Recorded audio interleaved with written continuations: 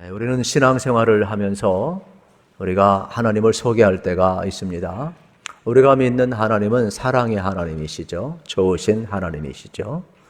그런데 또 하나님을 소개할 때 우리는 역전시키시는 하나님을 소개할 수가 있겠습니다.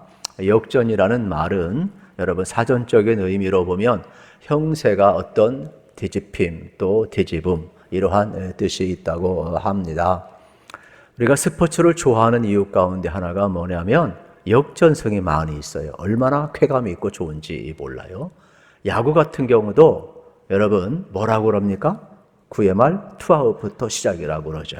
끝날 때까지 끝난 것은 아니라는 것입니다. 인생도 마찬가지 같아요. 인생도 여러분 참 아무리 밑바닥까지 내려간다 할지라도 언제든지 다시금 올라갈 수 있는 그 희망을 우리가 가지고 사는 것 아니겠습니까? 또 신앙도 마찬가지 같아요. 약한 것 같지만 또 신앙도 우리가 얼마든지 좋아질 수 있음을 우리가 알 수가 있는 겁니다. 그러니까 모든 삶에 있어서 역전은 언제든지 이루어질 수 있다는 것을 우리가 보게 되는 것이지요. 오늘 본문에 나오는 사도 바울도 그렇습니다. 사면초가 위기 속에 있는데 하나님이 개입을 하셔서 그의 삶을 건져주시고 역전시키는 것을 우리는 이제 볼 수가 있습니다. 바울은 오순절을 지키기 위해서 예루살렘에 온 유대인들 앞에 다 붙잡혔습니다. 그리고 바울은 이제 어떻게 보면 재판을 받기도 전에 이 군중들, 흥분한 군중들에 의해서 죽게 되는 그러한 상황을 맞이하게 됩니다. 유대인들이 흥분한 이유는 뭐냐면 바울이 이방 지역을 돌아다니면서 누가 하나님의 백성이냐? 유대인만이 하나님의 백성이 아니라 누구든지 예수 그리스도를 믿으면 다 구원받고 하나님의 백성이 될 수 있고 그들이 새 이스라엘이고 교회가 바로 하나님의 백성이 거할 곳임을 이야기를 하게 되는 겁니다. 그런데 유대인의 입장에서 보게 되면 자기들이 선민이고 자기들이 의롭고 여러분 자기들이 대단한 택함받은 민족인데 이제는 누구든지 예수 그리스도 안에 있는 사람이 새 이스라엘이고 누구든지 예수 그리스도 안에서 구원받을 수 있고 누구든지 이방인들도 얼마든지 하나님의 백성이 될 수 있다는 말인 거예요. 그러니 유대인들 입장에서는 받아들일 수가 없지요. 그래서 바울을 끊임없이 공격하고 있음을 발견하게 되는 것입니다. 유대인들은 눈이 멀어가지고 하나님의 구원의 경영을 모르는 거예요. 열방 가운데에서 자기를 택한 것은 자기들이 잘나서가 아니라 하나님을 잘 섬기고 그래서 복받고 하나님께 순종해서 이방인들도 하나님 섬기면 저렇게 잘 되는구나 통로로 샘플로 선택한 백성인데 마치 자기들은 택하고 이방인은 버리는 양비론 어떤 극단적인 선빈관을 가지고 있었음을 보게 되는 겁니다. 이미 그들은 율법을 안다고 하지만 율법을 모르죠. 하나님은 아브라함을 부르셔서 믿음의 조상이 되게 하셨어요. 그래서 누구든지 여러분 하나님의 발 돌아와 아브라함의 후손이 되게 하고 복받게 하셨어요. 그래서 예수님을 보내셔가지고 어떻게 하십니까? 모든 사람이 예수님을 믿으면 누구나 하나님의 자녀들은 그러한 축복을 주셨습니다.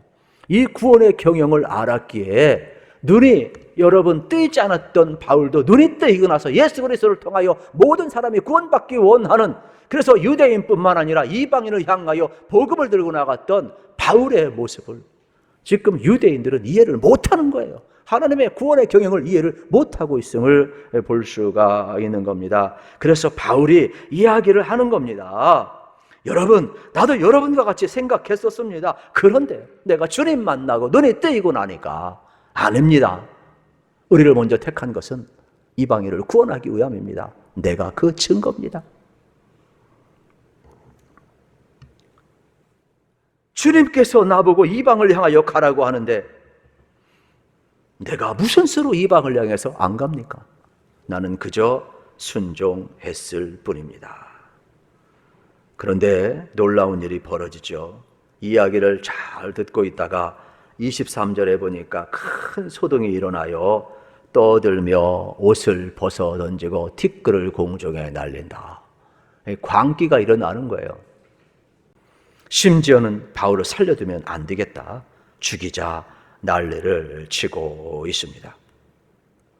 바울이 어떻게 됩니까? 24절에 보십시오. 천부장이 바울을 영내로 데려가라 명하고 그들이 무슨 일로 그에 대하여 떠드는지 알고자 하여 채찍질하며 신문하라 한대. 바울이 이 소라는 한복판에서 기회를 주었더니 헬란말로 할 줄 알았는데 헬란말로 하지 아니하고 히브리 말로 해버리는 거예요. 그러니까 유대인과 바울은 알아듣는데 이 천부장은 못 알아듣는 거예요. 그래서 좀 도움을 주려고 그랬다. 더 소란이 크게 나니까 이거 큰일 나겠거든요. 그래서 이 원인을 좀 알아봐야 되겠다. 그래서 다시금 바울을 영내로 데려가라. 이 안토니우스에 데려가라. 로마 거주지가 되겠죠. 로마 군인들의. 그래서 지금 명령하고 있는 장면을 이제 볼 수가 있는 것입니다. 참 눈이 열리는 것이 얼마나 중요한지 모릅니다. 눈이 열리지 아니하면 바울도 그랬으니까요. 지금 유대인들도 하나님의 구원의 경영을 모르니까 여러분 이방인들의 구원받는 것에 대해서 극도로 혐오감을 갖고 있음을 발견하게 되는 것입니다. 우리는 바울처럼 눈이 열려서 하나님의 구원의 경영을 볼 수 있어야 할 것입니다. 그런데 상황은 더 악화되고 있어요. 25절에 보면 이러한 내용이 나옵니다.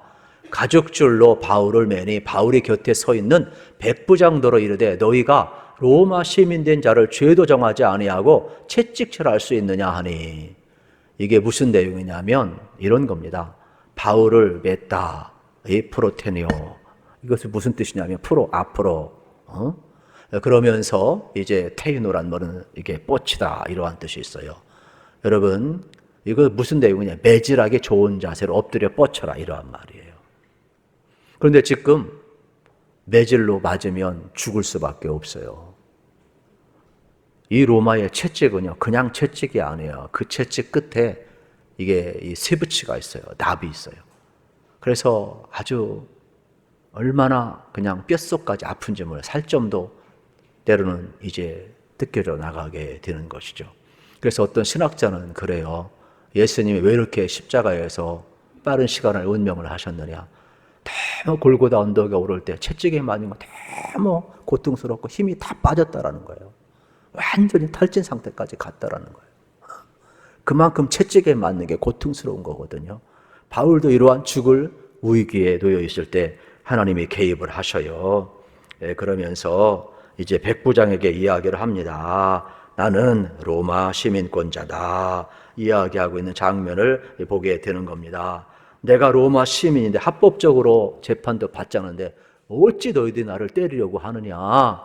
백부장이 깜짝 놀랐습니다. 왜냐하면 그 당시는 로마는 법치 국가였어요. 로마는 법으로 다스렸습니다. 로마는요 큰 나라가 아니거든요. 그런데 세계를 정복을 하면서 정복한 지역에 필요한 군인들만 주둔을 시켰어요. 그리고 이제 무슨 일이 있으면 어떻게 합니까? 법으로 다스리고 법을 듣지 아니할 때는 군대를 보내서 싹 쓸어버렸어요. 이게 로마의 통치 방법이에요. 그러니까 로마법은 반드시 지켜야 하거든요. 로마 시민권을 가진 사람은 어떤 경우든지 간에 이 어떤 특권이 있어요. 특권이 사용시킬 수가 없어요. 그리고 로마 황제 앞에까지 가서 재판받을 수 있는 항소권이 그에게 있었음을 우리는 알아야 돼요. 그러니까 로마법은 그 당시 세계는 로마로 통한다고 안 지키면 그 대가가 너무나 크기 때문에 다 지키게 되어 있어요. 그런데 바울이 로마 시민권자라고 하니 얼마나 놀랬겠어요. 이 책임을 어떻게 감당할 수 있겠어요. 천부장한테 가서 보고하는 장면을 이제 보게 되는 것입니다. 그래서 26절에 보면 이러한 내용이 나오죠. 백부장이 듣고 가서 천부장에게 전하여 이르되 어찌하려 하느냐. 이는 로마 시민이라 하니. 서로가 놀란 것이죠. 그래서 물어요. 어떻게 로마 시민권을 갖고 있느냐. 내가 너의 형색을 보니까 너는 로마 시민권 가질 사람이 아닌데 너 사기치는 거 아니야? 나는 로마 시민권 돈 주고 샀어. 그 당시 상인이라든지 여러분 돈을 지불한다든지 이러한 조건에 의해서 살 수가 있고, 아니면 뭐 태어난다든지 또 결혼을 한다든지 공을 세운다든지, 이래서 시민권을 갖는 두 종류밖에 없거든요. 그런데 자기는 어렵게 로마 시민권을 구했는데 형색이 꾀자한 사람이 시민권자라니 기가 막힌 거죠. 그때 바울이 탁 던집니다. 나는 태어날 때부터 시민권자였다. 한마디로 이야기하면 너하고 나하고는 차원이 달라. 이런 내용이죠. 그러니까 기가 죽은 거예요, 천부장이. 큰일 났어요. 이거 책임을 물으면 자기는 승진도 못하고 이제 옷을 벗어야 되는 상황이 발생을 하게 된 것입니다. 결국 천부장은 당황을 할 수밖에 없어서 이제 어떻게 하느냐. 29절에 보게 되면은 두려워하는 장면이 나오는데, 신문하려던 사람이 곧 그에게서 물러가고 천부장도 그가 로마 시민인 줄 알고 또 그 결박한 것 때문에 두려워하니라. 그만큼 이 시민권자의 파워가 있었던 것이죠. 그래서 이 문제를 어떻게 해결할까 생각을 하다가 결국은 천부장이 30절에 이러한 일을 벌이고 있습니다. 이튿날 천부장은 유대인들이 무슨 일로 그를 고발하는지 진상을 알고자 하여 그 결박을 풀고 명하여 제상들과 온 공의를 모으고 바울을 데리고 내려가서 그들 앞에 세우니라. 이게 무슨 내용이냐면 이제 보고를 해야 될 것 아니에요. 자기 실수는 빼고 보고를 해야 되니까. 그래서 할 수 없이 사내들은 공의를 모았어요. 사내들은 공의는 유대인들이 이제 어떤 입법 활동을 하고 종교적 자치권까지 가지고 있는 거예요. 그래서 대표자들을 갑자기 하루아침에 모았어요. 그리고 여기에서 바울을 서로 변호할 기회를 주고 있는 장면을 우리 이제 볼 수가 있는 겁니다. 이때 이야기하는 내용이 23장이에요. 그래서 오늘은 23장 11절까지 여러분에게 말씀을 전할 수밖에 없어요. 그렇지 않으면 맥이 끊기기 때문에. 그래서 특별히 이제 바울이 증언하는 내용이 나오는데, 그 내용이 뭐냐? 유대인들은 바울을 배신자로 여기자. 하나님을 배신했다, 동족을 배신했다, 율법을 모독했다. 뭐 이러니까 바울이 딱 이야기를 하는 겁니다. 그러면서 뭐라고 이야기를 합니까? 23장에서 부형들이여, 나는 선한 양심을 따라 살았습니다. 확 뒤집어지는 거예요. 아니, 유대인들이 볼 때에는 배반자인데, 신성 모독자인데, 율법을 버린 자인데, 선민 사상도 완전히 깡그로 무너뜨리고 우리 자존심까지 무너뜨린 사람인데, 자기가 이방인에게 복음을 전하면서 지금까지 살아왔으면서 뭐? 선한 양심대로 살았다라고 차지러지는 거예요. 여러분, 우리도 마찬가지예요. 바울이 여기서 말하는 이 선한 양심대로 살았다는 말은, 우리 속에 양심은 항상 고발하는 기능이 있어요. 그래서 이게 뭐냐, 무슨 일을 겪었을 때에 이 고발하는 그 양심이 여러분 어떻게 되면 이기면 내가 주인인 거예요. 그런데 아니야, 거기엔 뭐가 변명이 있어요. 내가 하고 싶어서가 아니야, 이건 정당방위야, 어쩔 수 없이 한 거예요. 변호가 이기면 내가 무죄고 의인이 되는 거예요. 그러니까 우리 양심은 항상 고발 기능이 있음을 여러분이 알으셔야 되겠습니다. 바울이 이야기하는 거예요. 나도 율법에 대해서는, 하나님에 대해서는, 내가 민족관에 대해서는 나도 당당한 사람이다. 그러나 내가 이방에 가서 복음을 전하는 것은 주님이 하라고 하는데, 하나님의 여러분 구원의 경영이 이방인을 향하여 우리를 택한 것은 열방을 구원하고 이방을 돌아오기 위한 하나님의 구원의 경영이라고 하는데, 내가 어떻게 안 할 수 있느냐?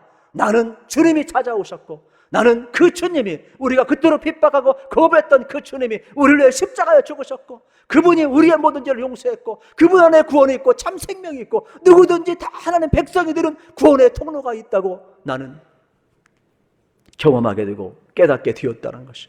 그래서 나는 그 선한 양심을 따라 그 주님의 명령에 따라 순종했을 뿐이다. 나는 너희들이 말하는 배반자가 아니다. 이러한 내용이 나는 선한 양심을 따라 살았다, 이 말인 거예요. 그때 옆에서 듣고 있던, 하루아침에 갑자기 소집됐잖아요. 사내들은 공의가 71명이 구성되어 있거든요. 대표자들이에요. 근데 대표자 대제사장 안나스가 듣다 못 참는 거예요. 그래가지고 옆에 있던 사내된 공의원 사람들 앞에 이야기해요. 저 바울의 입을 쳐라. 바울 말 못하게 하라. 소리를 지른 거예요. 그랬더니 바울이 벌컥 반항을 한 거죠. 당신이 뭔데? 내가 지금 말하고 있는데 왜 내 입을 막느냐? 그랬더니 또 옆에 있던 사내 공의원들이 이야기하는 거예요. 바울을 향해서 어떻게 네가 대제사장한테 대들 수 있느냐? 바울이 지금 깜짝 놀랐어요. 뭐 대제사장 옷, 에봇 같은 것도 걸친 것도 아니고 그냥 평범하게 입고 있는 내가 대제사장인지 어떻게 알아요? 바울은요 이미 예루살렘에 올라온 지 10년이 넘어요. 여러분 주후 49년경에 사도행전 15장에서 바울이 예루살렘에 올라왔잖아요. 그래서 선교 보고를 하고 거기서 위대한 또 결정을 하고 이방 선교 폼을 열고 나갔잖아요. 지금 온 것은 주후 여러분 이제 58년경에 그러니까 약 10년이 넘었어요. 그러니 이방 지역을 돌리면서 전도했던 바울인데 어떻게 예루살렘 교회의 대제사장이 바뀐지 어떻게 알겠어요. 그리고 하루아침에 천부장이 소집을 한 사내 공회니까 이분들도 그냥 급하게 오느냐고 평상시복을 입고 왔어요. 그러니까 모르는 거 당연한 거죠. 근데 문제는 유대인들도 지금 바울을 어떻게 합니까? 흥분하고 있고 또 이제는 사내된 공회조차도 대제사장이 자기를 이제 어떻게 해서 입 다물게 하고 있잖아요. 그리고 또 지금 로마 군인들도 내가 무슨 죄관을 캐려고 하고 있잖아요. 사면 초가인 거예요. 이때 바울이 살짝 꼬리를 내려요. 내가 몰라서 그랬다고. 왜냐하면 바울은 율법에 능통한 사람이거든요. 출애굽기 22장 특별히 28절에 보면 이러한 내용이 있어요. 너는 재판장을 모독하지 말며 백성의 지도자를 저주하지 말지니라 그랬어요. 그러니까 바울이 재판장이나 지도자에 대해서 항변한 거에 대해서 이거 잘못하면 괘씸죄 걸리니까 내가 몰라서 그랬다. 내가 어떤 내 말이 틀린 것은 아니지만 나의 태도가 잘못되었다면 미안하다. 죄송하다. 쏘리 한 거예요.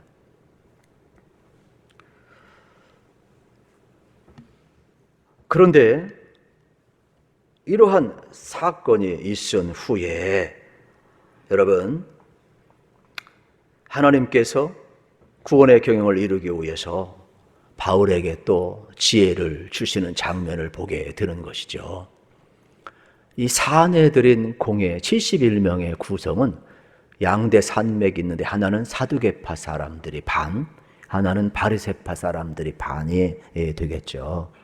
그러니까 유대인들은 이 종교적으로 여러분 이 바리새파 사람들이 참 존경을 받았어요. 그들은 구별된 사람들이거든요.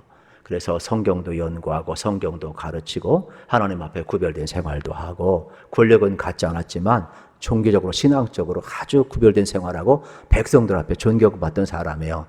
다만 예수님이 지적한 것은 뭐냐? 그들이 어떻게 돼요? 외식적인 행위를 해서 지적을 한 내용이 하나 있지요. 그래서 우리는 바리새인들 되게 오해를 하는데 그렇지 않아요. 알면 알수록 이들을 통해서 배울 게 너무 많음을 여러분 알으셔야 돼요. 그런데 사두개인들은 어떠한 사람들이냐? 구약 시대의 대제사장하고 달라요. 요 예수님 시대에는 로마가 임명을 해요. 그래서 권력자들이에요. 그래서 이들은 이제 어떻게 보면 여당이죠. 권력자가 되어가지고 종교 행위를 하는 거예요. 그러니까 제사를 인정을 해요. 그리고 나머지 인정을 안 해요. 종교 행위는 해요. 그러니까 하나님의 이름으로 하지만 사실은 하나님 안 믿는 사람들이에요. 그런데 여러분 로마가 통치하기 위해서 어떻게 합니까? 그들에게 종교 수장을 주는 것이죠. 그래서 이들은 부활도 안 믿고 천사도 안 믿고 내세도 안 믿고 이들은 제사만 믿는 거예요. 왜? 그들의 행위를 또 해야 되니까. 그러니까 통치행위가 현세주의자, 권력자들이 있는 거예요. 바리새인은 전혀 다른 거예요. 바리새인들은 실질적으로 그들은 하나님을 믿는 사람들이 되겠죠. 이러한 구성 요소가 있는 것을 보게 된 겁니다. 그래서 바울이 이러한 상황 속에서 이야기하는 장면을 이제 우리는 이제 볼 수가 있습니다. 그러면은 6절 내용에 보게 되면은 이제 바울이 이 사내들은 구성 요소를 보면서 또 지혜롭게 말을 합니다. 바울이 그중 일부는 사두개인이요 다른 일부는 바리새인 줄 알고 공의에서 외쳐 이르되 여러분 형제들아 나는 바리새인이요 또 바리새인의 아들이라 죽은 자의 소망 곧 부활로 말미암아 내가 신문을 받노라. 바울이 예수 그리스도의 부활을 전하면서 나는 부활을 믿고 부활을 전했기 때문에 내가 이렇게 신문을 받는다 이야기하니까 거기서 바리새인들이 눈이 번쩍 뜨이는 거예요. 부활을 전했는데 신문을 받아? 그러니까 사내들은 거기가 둘로 나누어지게 된 것이죠. 왜요? 사두개인들은 부활을 안 믿는데 바리새파 사람들은 부활을 믿어요. 그러니까 여기에서 무슨 반전이 이루어지냐? 7절, 8절에 보면 그 말을 한즉 바리새인과 사두개인 사이에 다툼이 생겨 무리가 나누어지니 이는 사두개인들은 부활이 없고 천사도 없고 영도 없다 하고 바리새인들은 다 있다 함이라. 그래서 바리새인들이 이제는 바울을 변호하기 시작하는 장면을 우리는 이제 볼 수가 있습니다. 그래서 9절에 보십시오. 크게 떠들새 바리새인 편에서 몇 서기관 일어나 다투어 이르되 우리가 이 사람을 보니 악한 것이 없도다. 혹 영이나 혹 천사가 그에게 말하였으면 어찌하겠느냐 하여. 바리새인들이 바울은 아무리 보아도 우리와 똑같이 내세도 믿고 천사도 믿고 부활도 믿고 율법도 이 사람은 믿는 사람이다. 무지다 주장을 하는 거야. 그랬더니 사두개인들이 뭔 얘기하는 거냐? 자기들끼리 나눠주는 거예요. 이제는 35명 대 35명 나눠지고 제사장이 혼자 서 있는 50대 50이 된 거예요. 이 위기의 순간 속에서 여러분 바울은 지금 자기가 누구인가를 드러내고 있는 장면을 보게 되는 겁니다. 이때 분쟁이 생기니까 10절에 보게 되면은 천부장이 손을 써요. 야, 여기다 큰일 나겠다. 그래서 큰 분쟁이 생기니 천부장은 바울이 그들에게 찢겨질까 하여 군인을 명하여 내려가 무리 가운데서 빼앗아 가지고 영내로 들어가니 이게 뭐예요? 여기다 큰일 나니까 안티오니 요새 안에 들여다 놓는 거예요. 빼낸 것이죠. 왜요? 바울이 로마 시민권자인데 여기서 죽으면 자기 책임이 커요. 하나님은요 기가 막히게 지금 한번 보세요. 바울을 죽이려고 했던 사내린 공의가 바리새파 사람에 의해서 보호자가 돼요.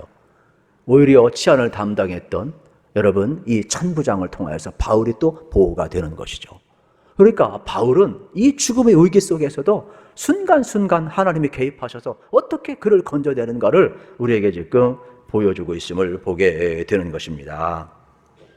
그래서 결국은 그날 밤 여러분 어떻게 합니까? 11절 읽고 말씀을 정리합니다. 11절 시작. 그날 밤에 주께서 바울 곁에 서서 이르되 담대하라 내가 예루살렘에서 나의 일을 증언한 것 같이 로마에서도 증언하여 하리라 하시니라. 아멘. 그날 밤이 어떤 밤이에요? 죽음 직전까지 간 밤이에요. 그런데 주님이 나타났어요. 네가 예루살렘에서 증언한 것처럼 로마에서도 증언하리라. 이게 뭐예요? 죽지 않는다는 거예요. 그러니까 하나님이 개입하시면 이 위기가 바뀌어서 건짐을 받게 되고 이제 바울은 어떻게 합니까? 로마에서도 복음을 증언해야 될 사명자이기 때문에 오늘 밤 죽지 않는다는 거예요. 담대하라는 거예요. 저는 우리 인생이 이랬으면 참 좋겠어요. 여러분 인생길 걸어가다 위기가 많이 있어요. 그때마다 하나님은 우리 삶에 개입하셔서 우리 건져줌을 믿으시기를 축복합니다. 그리고 항상 신실하신 하나님을 바라보시기를 축복합니다.